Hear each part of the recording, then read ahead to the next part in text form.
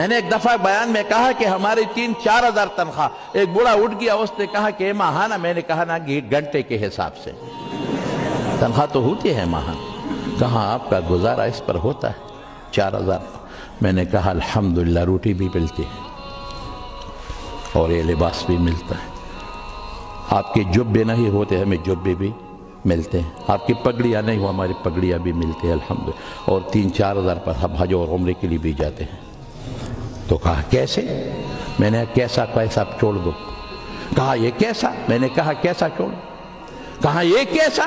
ہم 70-80 ہزار لیتے ہیں اور مہینہ کے آخر میں مقروض ہوتے ہیں, دکانداروں سے چھپتے ہیں, اور اب 3-4 ہزار پر حج عمرے بھی کرتے ہیں. یہ کیسا؟ میں نے کہا کیسا چھوڑ دینا بھائی. وہ ہمارا دادا مولانا شہزادہ صاحب فرماتے تھے کہ ہمارا رزق آسمانی ہے. تو میں نے کہا کیوں دیگر لوگوں کا رزق یہ سمندر سے آتا ہے, سارا آسمانی ہے. کہا نہیں, وہ اسباب پر توکل کرتے ہیں, ہماری اللہ پر توکل ہے. اللہ دیتا ہے, خدا کی قسم. وہ اللہ کتوں کو رزق دیتا ہے, خنزیروں کو دیتا ہے. مشرک اللہ کا بڑا دشمن ہے, اس کو دیتا ہے رزق. یہودی کو دیتا ہے, عیسائی کو دیتا ہے, اپنے دشمنوں کو دیتا ہے. اس کے قرآن کو جو بیٹا ہوتا ہے وہ پیغمبر کے رسول کو کیا اس کو رزق نہیں دے گا؟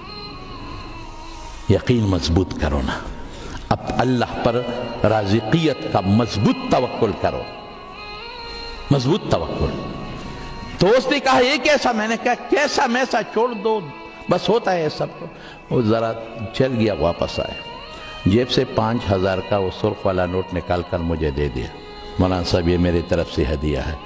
میں نے جیب میں ڈالا, جب چل پڑا تو میں نے کہا بابا جی ادھر آؤ, لوٹو ذرا. آئے, آپ نے ایک بات بار بار دہرائی. آپ نے کیا کہا؟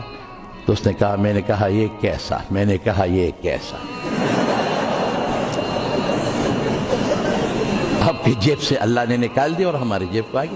یا قائد اعظم کے ساتھ ہماری کوئی وابستگی نہیں, صرف تمہاری جیب کے لیے ہے.